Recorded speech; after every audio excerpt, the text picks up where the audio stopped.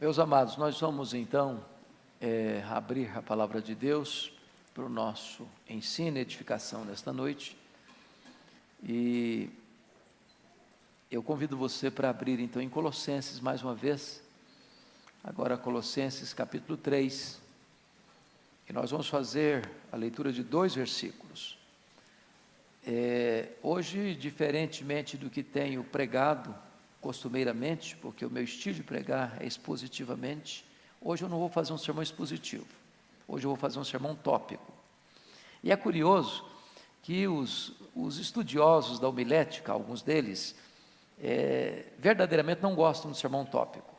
Isso levou talvez a maior autoridade viva atualmente em homilética, Dr. Haddon Robson, que é professor do seminário de Gordon, em Boston, Estados Unidos, disse que um pregador devia pregar um sermão tópico a cada 10 anos, e terminar de pregar e pedir perdão para Deus. Então eu estou nessa condição. Mas ele também chegou a dizer, por outro lado, que mesmo que você não esteja fazendo uma exposição, o seu sermão precisa ser bíblico nos pontos que aborda. Desta forma, mesmo sendo tópico, precisa ser expositivo, porque você não está expondo a sua ideia, você está expondo a palavra de Deus. Bom, então vamos ler 2 versículos. Primeiro, Colossenses 3, versículo 8. Está escrito o seguinte: agora, porém, despojai-vos igualmente de tudo isso: ira, indignação, maldade, maledicência, linguagem obscena do vosso falar. Chama a sua atenção para essa expressão, despojai-vos. Agora, versículo 12: revesti-vos, pois, como eleitos de Deus, santos e amados, de ternos afetos de misericórdia, de bondade, de humildade, de mansidão e de longanimidade. Então eu gostaria que você frisasse essa expressão, revesti-vos. Então hoje, na minha mensagem tópica, eu vou me prender a essas 2 palavras: despojai-vos e revesti-vos. Você tira um, bota outro. É como uma roupa, você tira uma roupa suja e bota uma roupa limpa. Você tira aquilo que nós chamaríamos de um pecado, de um hábito, de uma atitude, de uma postura errada, e você adota uma outra atitude, uma outra postura, um outro comportamento correto. Então, o que é que nós precisamos deixar de ser e o que nós precisamos ser?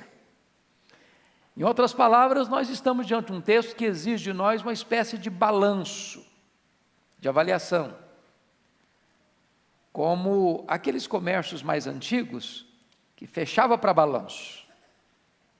Tem hora que você precisa fazer isso.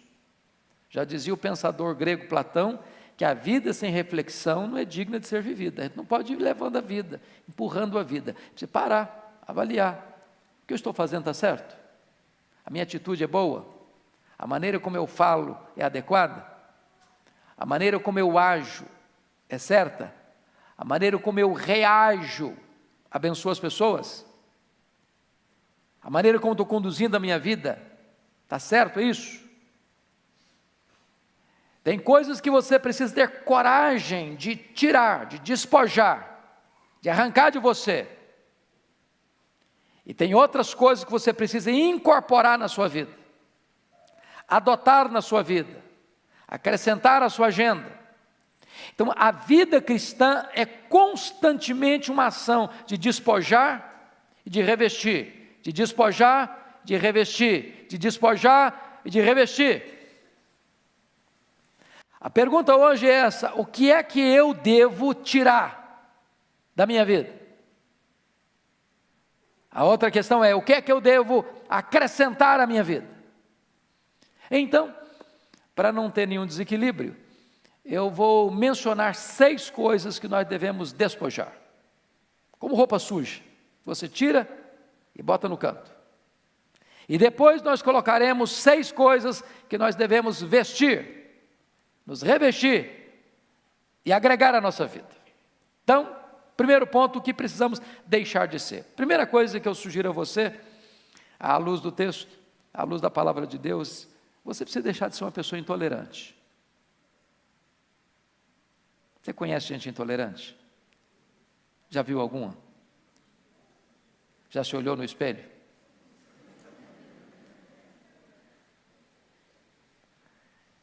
Tem hora que você é intolerante, não, fala a verdade. Tem hora que é muito difícil conviver com você, não é não? Tem hora que parece que você chupou limão desde o primeiro momento do dia. E às vezes você é intolerante dentro da sua casa. Polido com os de fora, amável com as pessoas de fora, mas em casa, duro no trato, rude nas palavras, semblante fechado. A Bíblia fala de um homem chamado Nabal. Ele era um cara rico, tinha muitos bens, tinha uma mulher bonita, tinha vários filhos. Mas a Bíblia diz que ele era duro no trato e ninguém podia falar com ele. Abria a boca, criava dificuldade. Há pessoas que são assim, elas criam dificuldade onde chegam. Abrem a boca, em vez de resolver problema, criam mais problema. Então eu quero dar um conselho para você, deixa de ser cri-cri.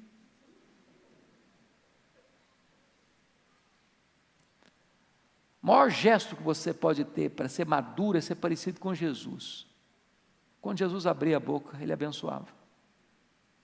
Os feridos eram curados, os desanimados eram encorajados, os que estavam acomodados no pecado ficavam perturbados.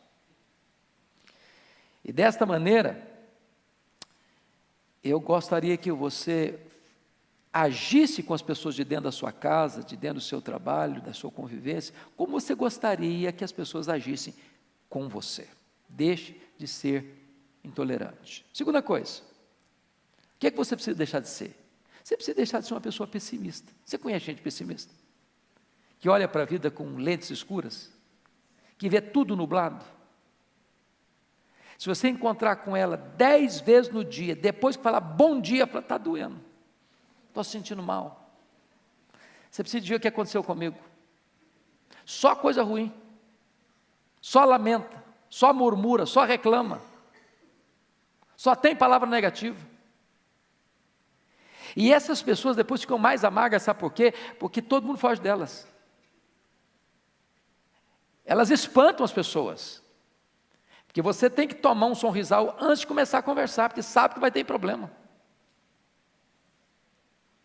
Então é muito importante você parar e pensar o seguinte: você precisa parar de olhar para a vida com óculos escuros, de enxergar tudo nublado, cinzento, e de começar a fazer prognóstico negativo para a sua vida, para a sua família, para a sua igreja, para a sua nação. Tem gente que é sempre assim: olha, está muito ruim, mas vai piorar.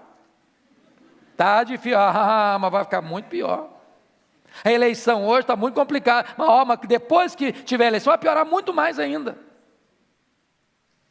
Olha, a denominação religiosa, minha igreja está difícil, mas vai ficar muito pior. A denominação vai piorar mais ainda. Tem gente que só pensa assim, para trás, dando marcha ré, jogando contra o patrimônio. Sempre numa linguagem pessimista. Pensa comigo naqueles 10 espias de Israel. Eles vão lá, olha a terra é boa, trazem fruto da terra, é boa mesmo. Mas dos 12, 10 disseram assim, é boa mesmo, mas não é para nós não é para o nosso bico não. Tem gigante. Aliás, quando nós nos comparamos com eles, nós estamos em desvantagem, e eles são gigantes, nós somos gafanhotos. Eles vão nos engolir vivos, eles vão nos triturar. E aí começaram a amaldiçoar a terra. Porque quando uma pessoa tem um olhar pessimista, ele não vê nada de bom. O que é bom fica ruim. Ele se apequena, ele se diminui. Deixa eu ilustrar isso para vocês perceberem. Quando você escuta uma pessoa pessimista, você fica desanimado com tudo. Você conhece gente pessimista? Você conversa com ela meia hora e você sai desanimado? Não vai dar certo. Você não vai passar no vestibular, você não vai passar no Enem, você não vai passar no que é concurso. Aliás, a empresa vai te despedir porque está em recessão. O Brasil não vai para frente mesmo, então eu vou sair daqui. Minha família está complicada, vai complicar muito mais ainda. A crise é grande, mas vai ficar pior. Deixa eu ilustrar para você isso, de uma maneira muito simples. Havia um homem que tinha um filho único, e ele queria estudar esse filho. Ele morava na região rural, e ele mandou o menino para a cidade para estudar. E ele sabia fazer uma coisa com excelência, ele fazia o melhor lanche da região. Ele montou uma barraca na beira da estrada, fazia lanche, as pessoas chegavam, comiam o lanche, iam embora, e você sabe que a melhor propaganda é o serviço bem feito. As pessoas começaram a vir, ele começou a ampliar. Daqui a pouquinho ele resolveu investir, montou a mini mercearia. Daqui a pouquinho começou a melhorar, a crescer um pouco mais. E ele estava muito animado. Um dia mandou uma cartinha para o filho dele. Falou: filho, eu estou tão animado, estou fazendo novos investimentos, a minha vida está indo para frente, estou tão feliz, etc e tal. Aí o menino mandou uma cartinha para ele: papai, o senhor não escuta rádio não? O senhor não vê televisão não? O senhor não está sabendo que a economia está abalada, que o país está em recessão, que é arriscado investir, que isso é muito perigoso? Aí o pai pensou: meu filho estuda na cidade, deve ser gente sabida, deve ser perigoso então, eu vou parar de investir. Parou de investir. Sabe o que aconteceu? Os clientes não chegaram mais. Aí o trabalho dele foi diminuindo. Aí a mercearia fechou. Aí ele mandou uma cartinha para o filho: filho, você tinha razão, a crise é muito grande mesmo. Quando você escuta os pessimistas, tudo fica muito complicado mesmo. Deixa de ser pessimista. Terceiro, você precisa deixar de ser uma pessoa rancorosa. Conhece gente rancorosa? Gente que guarda mágoa? Gente que congela sentimentos hostis no coração? Gente que é capaz de ficar em silêncio, parece que está tudo bem, mas é igual um vulcão que está cuspindo fogo lá por dentro. Gente que faz registros de memórias amargas, de reminiscências cheias de dor, que guarda na manga uma oportunidade: você me paga, a sua hora vai chegar. Pessoas rancorosas são pessoas que não têm disposição nenhuma de perdoar. E eu vou dizer uma coisa para você: quando você tem raiz de amargura no seu coração, duas coisas vão acontecer segundo Hebreus 12:15. Primeiro, você vai ficar perturbado. Uma pessoa amargurada, irmãos, não tem saúde emocional. Uma pessoa amargurada não tem saúde espiritual. Uma pessoa que tem mágoa no coração, ela não consegue orar. Ela pode orar, mas não tem vitória na oração. A Bíblia diz isso. Se você, ao orar, você lembrar que você tem alguma coisa contra alguém, você tem que perdoar primeiro para depois orar. Nem ofertar você consegue, que Deus não aceita a oferta. Quando você não perdoa, você adoece. Porque a mágoa, ela é muito curiosa. Você pensa que você está machucando a outra pessoa, você está machucando a você mesmo. Você está laborando contra você mesmo. Você está destruindo a você mesmo. Você está bebendo um copo de veneno pensando que o outro é quem vai morrer. Então a pessoa rancorosa, ela não vive uma vida plena, uma vida abundante. E a segunda coisa, para quem fica amargurado, é que ela contamina as pessoas. Ela azeda o ambiente. Ela fermenta a convivência dela. Eu não sei se você tem alguma pendência de relacionamento. Dentro de casa, no trabalho, na escola, com parentes, com vizinhos. Porque nós não vivemos blindados, não é verdade? Nós decepcionamos as pessoas nos decepcionam. E a única maneira de você viver uma vida cristã saudável, uma vida familiar saudável, uma convivência saudável, é você zerando a conta, é você perdoando, é você colocando aquilo que foi feito contra você, impensadamente ou planejadamente, seja um delito culposo ou seja um delito doloso, É perdoando. O perdão liberta, o perdão cura, o perdão asepsia na sua alma, é uma faxina na sua mente, é uma alforria no seu coração. Quando você perdoa, Deus limpa o seu coração e a sua vida fica leve. Então deixe de ser uma pessoa rancorosa. Quarto lugar, o que é que eu preciso deixar de ser? Eu preciso deixar de ser uma pessoa hipersensível. Você conhece gente hipersensível? Assim, bem melindroso mesmo, igual cristal. Gente que você precisa pisar em ovos para conversar. Você precisa medir com muita precisão suas palavras, porque a pessoa se melindra por qualquer coisa. Deixa eu dizer uma coisa para você, hipersensibilidade tem outro nome, chama-se orgulho. Orgulho. Tem crente hipersensível. Tem crente que qualquer coisinha diz, eu vou sair da igreja. Também não ponho os pés mais lá. Também não faço mais nada na igreja, porque eu fui fazer alguma coisa e me criticaram. E quem disse para você que ao fazer as coisas boas você não vai ser criticado? E quem disse para você que por estar fazendo as coisas certas você não vai ter oposição? E quem disse para você, pelo fato de você estar vivendo uma vida de santidade, você não vai enfrentar resistência? Deixa de ser hipersensível. Quer um exemplo? Vocês se lembram por que é que o rei Saul se desequilibrou emocionalmente? O que levou Saul à loucura? Uma música. Tem música que ajuda, tem música que enlouquece. Tem muita música que enlouquece, não é verdade, gente? Tem hora que eu fico pensando, tem dia que eu escuto uns negócios assim, eu falei, mas não é possível que isso aí é música, porque é uma loucura. Mas houve uma música que ficou lá na parada de sucesso mais de uma semana, a música, e a música era essa: Saul matou os seus milhares, Davi matou os seus 10 milhares. Essa música adoeceu o coração do Saul. Por quê? Despertou nele uma hipersensibilidade. Puxa vida, tem gente que está sendo mais honrada do que eu, e eu sou o rei. Você conhece gente que fica constrangida quando o outro é mais honrado que ele? Quando ele queria ter recebido os lauréis, os louros, os aplausos, e é o outro que recebe? Você sabia que nós temos mais facilidade de chorar com os que choram do que nos alegrarmos com os que se alegram? Porque nós somos hipersensíveis, nós somos vaidosos, soberbos, orgulhosos e queremos tudo para nós, e quando o outro é honrado, nós nos sentimos machucados por dentro, feridos, por causa da nossa hipersensibilidade.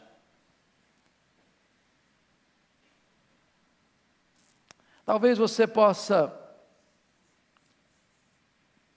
parar de pensar, ninguém lembra de mim, ninguém gosta de mim, ninguém se importa comigo, e começar a pensar no valor que Deus dá para você. Para mim não tem nada melhor para curar esse negócio aí de autoestima achatada do que você saber que Deus amou você. Deus escolheu você. Deus enviou o seu Filho para morrer no seu lugar. O Espírito Santo vem habitar dentro de você. Você faz parte da família de Deus, você é herdeiro de Deus. Seu nome está escrito no livro da vida. Você tem uma herança imaculada, imarcessível, gloriosa no céu. Quando você entende quem é você para Deus, acabou a hipersensibilidade. Na igreja não tem concorrência, na família não tem concorrência, nós não estamos concorrendo uns com os outros, nós somos parceiros. Se um membro é honrado, diz a Bíblia, todos se alegram com ele. Se um membro sofre, todos choram com ele. Portanto, nós não estamos aqui medindo na feira da vaidade quem de nós recebe mais aplausos. Nós estamos aqui servindo a Deus e uns aos outros. Isso traz cura para a nossa alma. Quinto lugar, o que você precisa tirar? Deixar de ser. Você precisa deixar de ser uma pessoa incrédula. Sabe o que é a pessoa incrédula? é aquela pessoa que aposta no fracasso. Ela tem certeza que vai dar errado mesmo. Ela não acredita que o que Deus falou vai acontecer, que o que Deus prometeu, Ele vai cumprir. É aquela pessoa que já parte do pressuposto que não vai dar mesmo. É por isso que a ordem mais repetida em toda a Bíblia é essa: não temas, não temas, não temas, não tenha medo. O que Deus falou, Ele vai cumprir. O que Deus prometeu, Ele vai fazer. Então você não pode duvidar no seu coração, você não pode ter um coração incrédulo, você precisa ter um coração crente, confiante. Eu não estou falando, obviamente, meus irmãos, daquele negócio de autoajuda, que eu cruzo as pernas, e eu digo para mim mesmo, entra para dentro da caverna da minha alma, e não, vai dar certo, vai dar certo, vai dar certo. Não, não estou falando disso não. Eu estou falando de você crer que Deus é verdadeiro, que Deus é confiável, que Deus é fiel, que a sua palavra não cai por terra, que a sua promessa vai se cumprir, e você precisa acreditar que o que Deus fala na sua palavra, Ele é poderoso para cumprir. É por isso que a Bíblia diz que sem fé é impossível agradar a Deus. O que é que você precisa começar a crer de novo? Não acredita mais, tem que não acredita mais na vida, no casamento, na família, na igreja, nas promessas. É preciso reavivar a fé. Para reavivar a fé, você precisa da palavra de Deus. Porque a fé não vem pelo milagre, a fé vem pelo ouvir e ouvir a palavra de Deus. Último lugar, sexto lugar. O que é que você precisa deixar de ser? Você precisa tirar, despojar. Você precisa deixar de ser uma pessoa descomprometida com Deus e com a sua igreja. Desculpa da expressão, deixe de ser um crente fajuta, meia boca. Você conhece crente que é turista? Pastor John, lá da igreja da Coreia, esteve aqui, eu achei bonito o que ele falou. Ele disse que na igreja lá da Coreia, ele tem 4 fases de discipulado. Fase D, fase C, fase B, fase A. A primeira fase, a fase D, é aquele crente que vai à igreja de vez em quando. De vez em quando. Eu conheço crentes que vão à igreja no Natal, depois no batizado, ou no batismo de alguém, amigo, depois na Páscoa, no Dia das Mães, e está muito bom. Então a fase D é para esse camarada que vem, é um turista. A fase C é daquele camarada que vai para a igreja, até vai nos cultos, ele vai até nas reuniões de oração, mas não é comprometido. Ele vai, assenta, escuta e vai embora. Ele não lê Bíblia, ele não ora, ele é um frequentador de igreja, um esquentador de banco. A fase B é daquela pessoa que é assídua, que está presente, que lê sua Bíblia, que faz oração, que participa da reunião de oração, mas também não tem ministério na igreja. Ele não ensina ninguém, ele não discipula ninguém, ele não ajuda ninguém, ele não visita ninguém, ele não vai orar com ninguém, ele não se interessa em trazer ninguém. É ele, a vida é ele, eu estou me cuidando bem, mas que os outros se virem. A fase A é aquela pessoa que está presente e que se prepara, e que instrui, e que aconselha, e que visita, e que ora, e que socorre, e que abençoa, e que contribui. É aquela pessoa engajada e envolvida. É preciso que você se comprometa. Quer ver outra coisa? Precisa deixar de ser um crente fiscal da vida alheia. Conhece crente assim? Ele não cuida dele, mas cuida dos outros. O fiscal da vida alheia é aquele camarada que ele não tem coragem de enfrentar ele mesmo, aí ele transfere os seus erros para o outro e confronta no outro o que ele não sabe enfrentar nele mesmo, ou que não quer enfrentar nele mesmo. Ele é capaz de ver um cisco no seu olho, não ver uma trave que está no dele. Ele se incomoda com pequenas coisas na sua vida, mas ele não enxerga os grandes problemas da sua própria vida. Outra coisa, é preciso deixar de ser um crente analfabeto da Bíblia. Sabe o que é um crente analfabeto da Bíblia? Eu não estou falando do neófito não, gente. O neófito tem todo o direito, não. O neófito é aquela pessoa que nasceu agora, que crente começou agora. Mas tem crente de 20 anos da igreja, fala, meus irmãos, vamos abrir, igual brincando de ontem, vamos abrir em Ruth. Aí o cara começa a ler lá, quase perto de Apocalipse. Ruth, cadê Ruth? Cadê? Eu acho que não tem Ruth na minha Bíblia, não. Mas não é possível, você tem 20 anos de igreja. Está no beabá ainda. Não saiu do ABC. Ele pode escutar a maior heresia do mundo, ele bate pau. Ele não consegue saber o que uma coisa é outra, distinguir uma coisa de outra. Ele come na mão dos outros. Ele não é bereano. Ele não sabe ouvir e filtrar o que ouviu à luz da Bíblia. É preciso deixar de ser um crente analfabeto da Bíblia. Mais ainda, precisa deixar de ser um crente carnal. Sabe o que é crente carnal? Eu não estou defendendo a tese que tem crente carnal não, viu gente?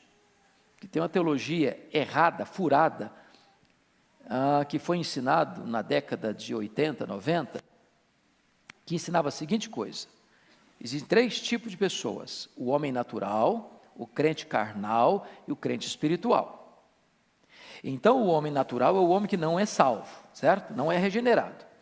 Aí, o crente carnal é aquele crente que ele aceitou a Cristo apenas como seu Salvador, mas não o recebeu ainda como seu Senhor. Quem está na cadeirinha do trono da vida dele não é Jesus, é o eu. Quem manda é o eu, não Jesus. Mas está salvo, vai para o céu. Isso não tem na Bíblia, não. Não tem na Bíblia, não. Ou Jesus é o Senhor da sua vida, ou Ele não é o seu Salvador.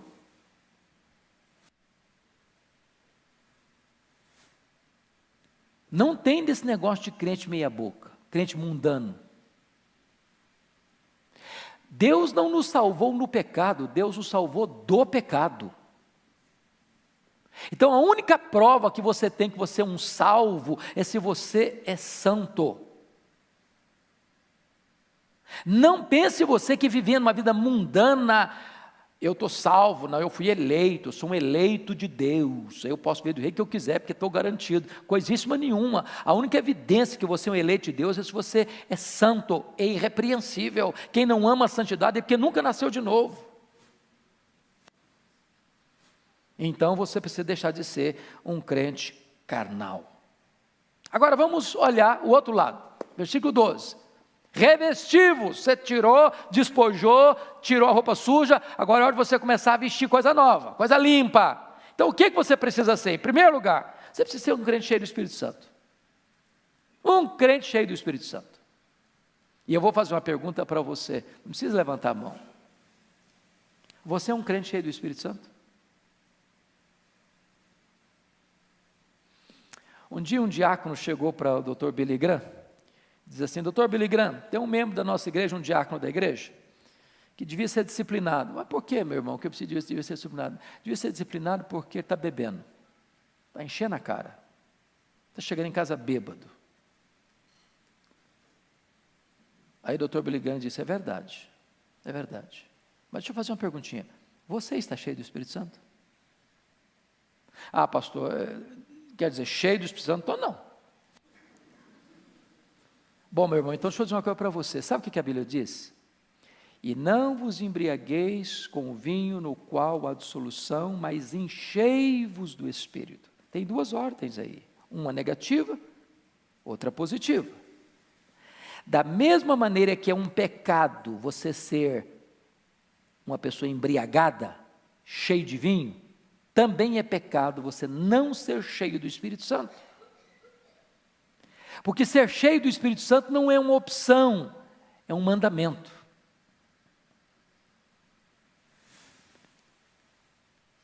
Portanto, não ser cheio do Espírito Santo é pecado. É uma ordem. Tem crente que, ó, Senhor, eu quero ser cheio do Espírito, me enche do Espírito Santo, me enche do Espírito Santo, me enche do Espírito Santo. Deus diz, mas seja cheio, eu já estou mandando você ser cheio há muito tempo. Então, se eu e você não estamos cheios do Espírito Santo, não é por culpa de Deus, não, porque já nos mandou, enchei-vos. O problema é que tem uma lei da física que diz assim, que 2 corpos não ocupam o mesmo lugar ao mesmo tempo. Para você ser cheio, o que tem que acontecer? Você tem que esvaziar. De repente você está querendo ser cheio, mas está entupido de outras coisas. É preciso ser cheio do Espírito Santo. Como é que eu sei que eu sou uma pessoa cheia do Espírito Santo? A Bíblia diz. Revela-se na língua. Você adora a Deus. Você tem comunhão com seu irmão. Você é grato. Você é humilde para servir.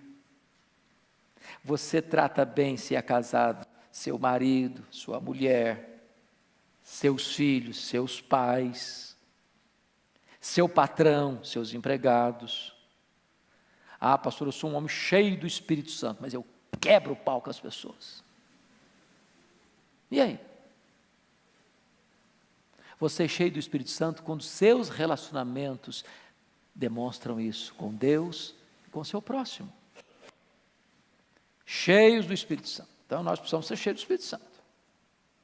Você está cheio? Segunda coisa que nós devemos ser: uma pessoa alegre. Alegria também não é opção não. A Bíblia diz assim: alegrai-vos sempre no Senhor. Outra vez digo, alegrai-vos. Agora, pense comigo. Você conhece crente triste? Crente cara comprida? Crente ranzinza? Mal-humorado? Cara feia? Sisudo? Não dá um sorriso por nada na vida?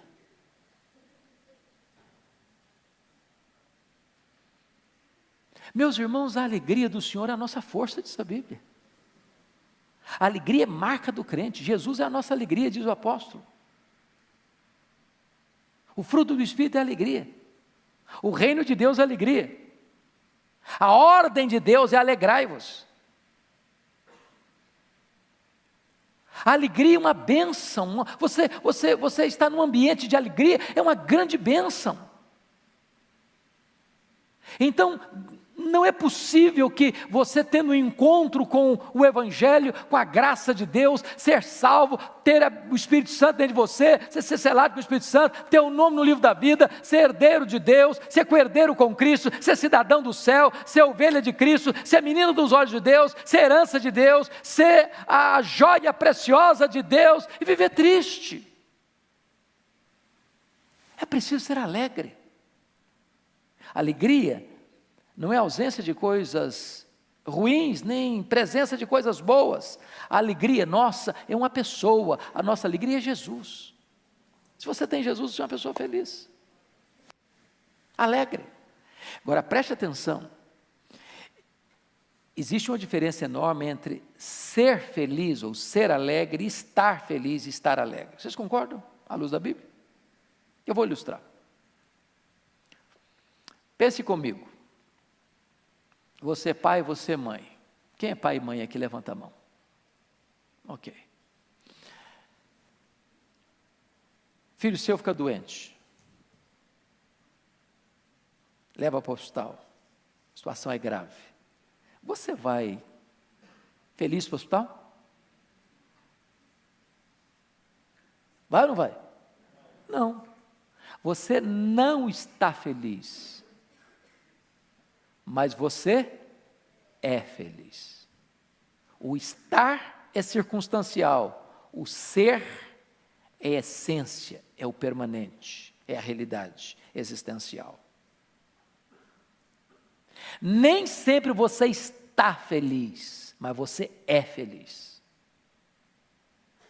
A pessoa que depende de circunstância, ela está feliz, está lá numa festa, está feliz, volta para casa, bota a cabeça no travesseiro, está desesperado, está um vazio na alma. Ela está feliz, mas não é feliz. Você pode não estar feliz na hora do luto, na hora da doença, na hora que você é mandado embora de um emprego, na hora que você planejou uma coisa e saiu outra. Mas isso não altera quem você é. Vocês lembram da experiência do Dr. Spafford, aquele advogado presbiteriano de Chicago, convertido pelo ministério de Dwight Lyman Moody, quando ele sofre um revés financeiro e aquele terrível incêndio que destruiu boa parte da cidade de Chicago na época, ele foi profundamente abalado financeiramente. Depois desse incêndio, ele tinha 5 filhos, um menino e 4 meninas. O menino morre, a dor aumenta, ele planeja uma viagem para a Europa com a família para aliviar o coração, e na véspera da viagem não consegue embarca a esposa e as 4 filhas com a promessa de, na semana seguinte, encontrar-se com elas na Europa, e quando a esposa e as filhas embarcam, o navio naufraga, e as 4 filhas morrem. E a esposa manda um telegrama para ele assim: salva, porém só. E ele toma um navio, pede ao comandante para mostrar para ele o local do acidente, e quando o navio estava sendo surrado pelas ondas, o Deus que inspira canções de louvor nas noites escuras, pôs no coração dele essa música: se paz a mais doce me deres gozar, se dor a mais forte sofrer, ó seja onde for, tu me fazes saber que feliz com Jesus sempre sou. Sou feliz com Jesus, meu Senhor. Quando você tem Jesus, você é feliz. Então seja uma pessoa alegre. Terceiro, o que você precisa ser? Você precisa ser uma pessoa amorosa. Amorosa. Sabe o que a Bíblia diz lá em João 13, 34, 35? Novo mandamento vos dou, que vos ameis uns aos outros, assim como eu vos amei, que vos ameis uns aos outros. E nisto conhecerão todos que sois meus discípulos, se tiverdes amor uns pelos outros. Agora deixa eu dizer uma coisa para você. Tem gente que ama, mas não diz. Conhece gente assim, que não sabe falar? Talvez você aqui, criado lá no interior, ou lá na roça, ou numa cultura mais assim, prezada um pouquinho, os pais amavam os filhos, mas muitos pais não sabiam dar um abraço nos filhos. Não sabiam o que é dar um beijo no filho. O filho cresceu da infância à fase adulta, nunca escutou do pai: meu filho, eu te amo. Nunca. Embora saiba, ou sempre soube, que o pai amava. Eu não sei como é que é você, como é que é a sua estrutura, como é que você faz com isso dentro da sua casa, mas você precisa aprender, se ainda não sabe disso, aprenda a dizer eu te amo, aprenda a dizer. Nós precisamos ouvir isso. Segundo, você precisa demonstrar amor, em gestos pequenos, em gestos grandes. Quer ver um exemplo? Eu nunca esqueci de um conselho de um presbítero amigo meu, que o Eduardo Brito aqui conheceu tão bem, presbítero Dário Neves de Moura. Ele disse uma coisa para mim. Disse: pastor Hernandes, pai tem que ajudar filho quando o filho precisa. Eu nunca esqueci aquela frase dele. Porque tem pai que, embora possa ajudar filho, tem condição financeira boa para ajudar filho, o filho passando uma magrela e ele não estende a mão. Aí depois que morre, deixa tudo para os filhos. Tudo. Mas deixar tudo para o filho depois que morre é lei. A lei manda. Tem hora que você precisa demonstrar que você ama com atitudes. Nós vamos ser considerados discípulos de Cristo, não é pela doutrina que defendemos, embora isso faz parte. Não é pela placa da igreja que nós frequentamos, isso faz parte. Mas você é conhecido como discípulo quando você ama. Mas que tipo de amor? Como Cristo me amou. Se Cristo me amou e deu sua vida por mim, a prova que eu amo é se eu amo meu irmão e dou minha vida por ele. Nós precisamos amar. Uma igreja que ama é uma igreja que é revolucionada. Eu conheço um colega de Belo Horizonte, que ele teve uma experiência muito bonita com Deus, e a coisa que Deus mais pôs no coração dele foi essa: você precisa amar. E a igreja que você é pastor precisa ser conhecida na cidade como uma igreja que ama. E esse pastor um dia me disse o seguinte, que ele voltou desse encontro, onde ele teve essa experiência linda com Deus, e já nos primeiros meses, ele começava a pregar, e as pessoas começavam a chorar nos bancos, e ele sentia que alguma coisa diferente estava acontecendo. Ele começou a perceber que a postura dele tinha mudado automaticamente, uma coisa assim linda, que Deus foi tratando, Deus foi transbordando o coração dele, os gestos deles mudaram. Um dia ele estava fazendo barba, e preparando para ir para a igreja, a menininha dele de 5 anos se aproxima lá e ficou olhando para ele, fazendo a barba, disse: papai, sim filha, o senhor está tão legal. Dizia que aquilo derreteu o coração dele, porque ele percebeu que a menina de 5 anos tinha notado, sem que ele falasse nada, que a postura dele tinha mudado dentro de casa e na igreja. A pessoa que entrar por aquela porta, ela precisa sentir algo tão sublime na pessoa que chega, que dá um abraço, que aperta a mão, que dá um sorriso. Ela precisa sentir que ela é bem-vinda, que ela é amada, que ela é querida, que ela é preciosa. Eu fui a Quacisabanto, onde aconteceu um grande avivamento na África do Sul. A coisa que mais me marcou lá foi amor. As pessoas olhavam para você quase que querendo adivinhar o que você precisa, que eu quero servir você, eu quero atender você, eu quero atender a sua necessidade, eu amo você, você é importante, que bom que você está aqui, a sua vida, a sua presença aqui é uma bênção para nós. E quando uma pessoa chega na igreja e vê um ambiente desse, quando a pessoa chega numa casa, numa família e vê um ambiente desse, isso traz cura para a alma, isso traz restauração para a vida. Nós precisamos aprender a amar. Quarto lugar, o que eu e você precisamos ser? Uma pessoa generosa. Oh, meus irmãos, que bênção que é ser uma pessoa generosa. Sabe o que a Bíblia diz? A alma generosa prosperará.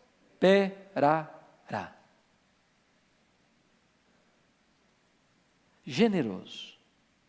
A Bíblia diz que quando você dá ao pobre, a Deus você empresta. Qual o maior problema que você e eu temos para sermos generosos? A síndrome de dono. Se eu acho que o que está na minha mão é meu, eu quero para mim, para o meu deleite. Quando você entende que tudo é de Deus, e você é mordomo de Deus, e Deus é generoso, você vai ser generoso com o que é de Deus. Você vai administrar o que é de Deus, agindo como Deus agiria, porque tudo é dele.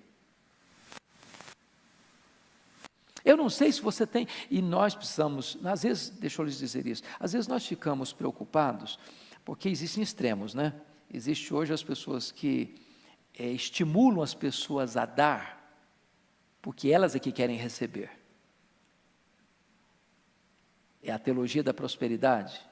Você dá para a igreja, você vai receber 10 vezes mais. Então, isso que dá para a igreja, dá para o pastor, e o pastor embolsa, e a igreja é uma empresa, e ele é o dono dessa empresa, e aí você tem megas empresários religiosos. E aí a gente quer fugir desse extremo. Mas nós precisamos entender uma coisa, o princípio bíblico é correto, a motivação precisa ser santa. Mas quando você semeia, você colhe.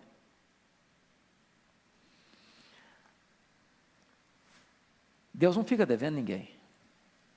Então comece a ser generoso. Alguém diz o seguinte: pastor, mas eu não tenho nada para dar, não. Eu sou muito pobre, o que eu ganho não dá nem bem direito para mim. Deixa eu dizer uma coisa para você: ninguém é tão pobre que não possa dar, e ninguém é tão rico que não possa receber.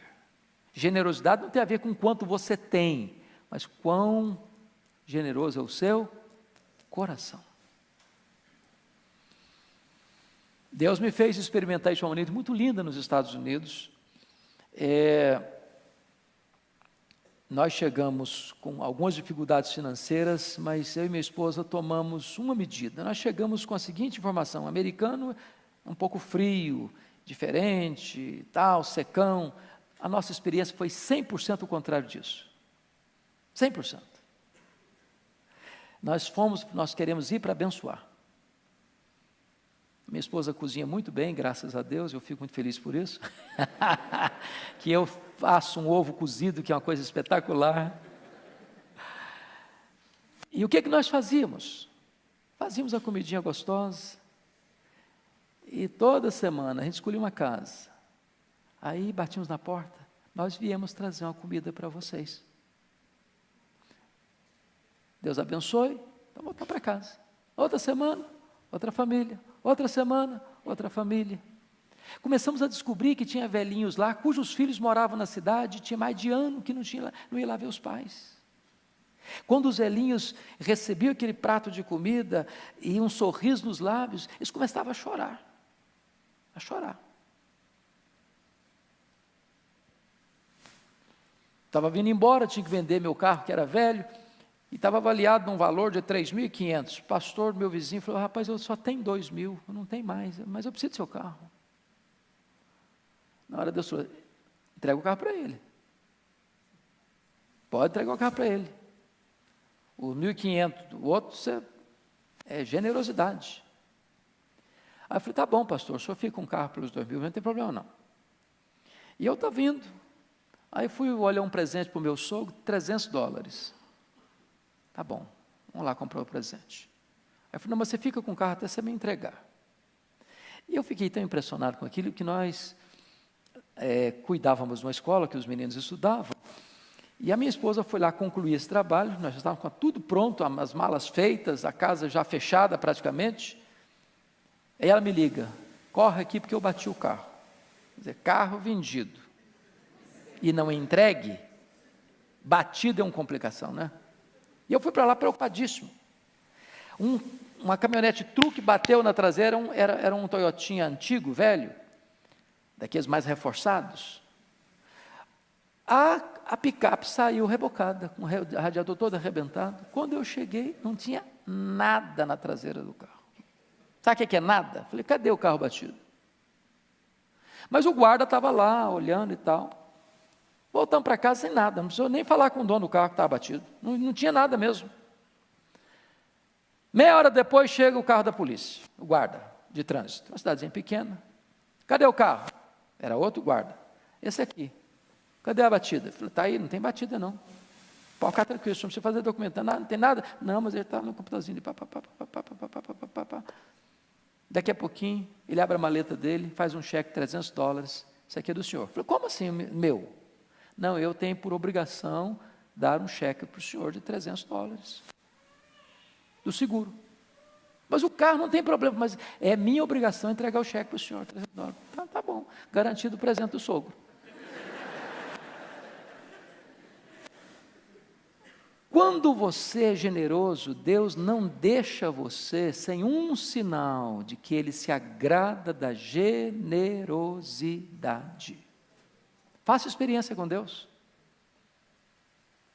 Você conhece gente que está precisando de ajuda. Quem sabe você possa dar uma oferta. E eu não estou falando de dar uma oferta para receber em troca 10 vezes mais, não. Isso é barganha, isso é negócio. Estou falando de você ter um coração generoso, que quem recompensa é Deus. Muito bem. Agora vamos, penúltimo lugar, uma pessoa pontual nos seus compromissos. Ô gente, você conhece crente, não estou falando de vocês não, viu? Vocês são verdadeiros heróis. Da minha casa aqui na igreja, no domingo eu gasto 10, 15 minutos no mais tardar. Tem segunda que eu gasto 1h15. Então, se existe uma cidade que não dá para cobrar muito pontualidade, São Paulo é uma. Mas tem crente que chega sistematicamente na igreja dele atrasado.